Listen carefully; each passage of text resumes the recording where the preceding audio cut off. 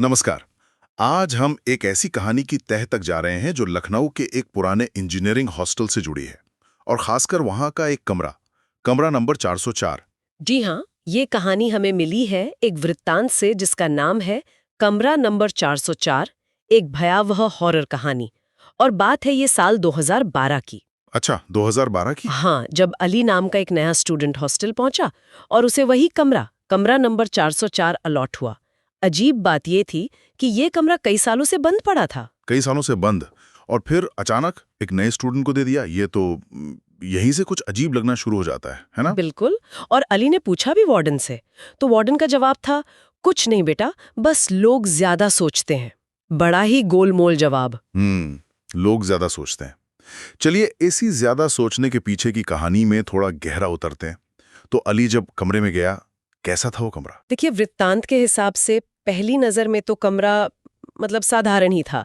एक पुराना सा बिस्तर, एक खिड़की थी जो थोड़ी टूटी हुई थी, दीवारों पर सीलन थी और फर्श पर भी कुछ दरारें थीं। यानी जैसा एक पुराना बंद कमरा होता है वैसा ही।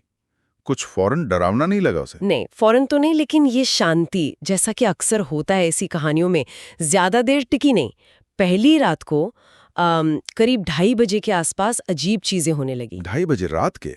क्या हुआ? अली की नींद खुली किसी धीमी सी आवाज से, जैसे जैसे कोई दरवाजा बहुत धीरे से खोल रहा हो। ओह! और फिर गलियारे में किसी के नंगे पांव चलने की आहट।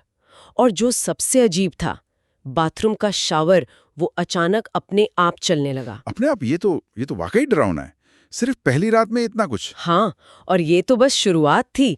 अगली रात मामला और बिगड़ गया। अली ने खिड़की के बाहर कुछ देखा। खिड़की के बाहर क्या? एक साया, सफेद साड़ी में, बाल उलझे हुए, एक औरत की झलक, और वो सीधा अली को ही घूर रही थी।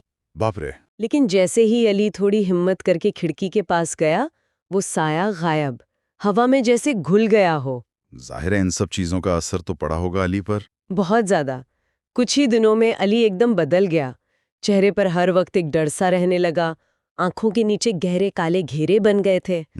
और उसने अपने दोस्तों को दबी जबान में बताया भी कि कोई उसे उसे रीमा नाम से पुकारता है, जैसे कोई उससे बात करने की कोशिश कर रहा हो। रीमा? ये नाम कहाँ से आया? क्या ये अली का वहम था या? यहीं कहानी में परतें खुलती हैं।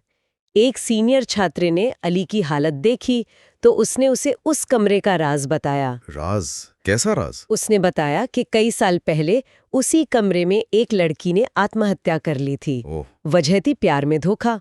और हॉस्टल में ये बात फैली हुई थी कि उस लड़की की आत्मा वो अब भी उसी कमरे में है। तो क्या रीमा उसी लड़की का नाम था? शायद। वृतांत में ये साफ नहीं है, लेकिन इशारा उसी तरफ है। और ये जानने के बाद तो अली की हालत और बिगड़ गई होगी। जाहिर सी बात है, एक अनजाना डर, और फिर उस डर को एक चेहरा, एक नाम मिल जाना, ये तो बहुत भारी पड़ा होगा। बिल्कुल। और शायद इसी उधेड़-बुन में, या शायद सबूत इकट्ठा करने के लिए, अली ने अपनी आखिरी रात कमरे में मोबाइल से वीडियो रिकॉर्डिंग शुरू कर दी। Video recording? रात में? और क्या रिकॉर्ड हुआ उसमें? वो बहुत खौफनाक था। वीडियो में दिखता है कि बिस्तर के पास सफेद कपड़ों में एक धुंधली सी आकृति खड़ी है, एक लड़की की। सच में? हाँ।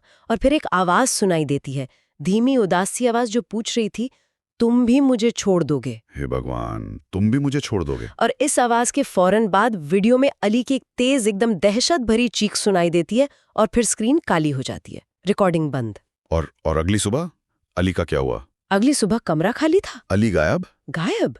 मतलब कैसे? कोई सुराग? कुछ नहीं। उसका कोई सामान नहीं, कोई चिट्ठी नहीं, बस एक चीज थी। दीवार पर खून से लिखा था, मैं वापस आऊंगी। खून से, मैं वापस आऊंगी। अली का क्या हुआ ये आज तक पता नहीं चला। नहीं, उसका गायब होना एक रहस्य बन गया। और कहानी यहीं खत्म नहीं होती। मतलब? वो कमरा नंबर 404, उसे फिर से ताला लगा दिया गया और वो आज तक बंद है। आज तक बंद है? जी। लेकिन हॉस्टल के कुछ स्टूडेंट्स कहते हैं कि कभी-कभी रात में उसी वक्त करीब 2:30 बजे उस बंद कमरे से चीखें सुनाई देती हैं। ओह! और कभी-कभी खिड़की के पास वही साया, सफेद साड़ी वाला, दिखता है, लेकिन पास जाओ तो गायब। तो अली का गायब होना, वो खून का संदेश, कमरे का बंद होना और ये लगातार होती घटनाएं, ये कहानी तो कई सवाल छोड़ जाती है पीछे। बिल्कुल।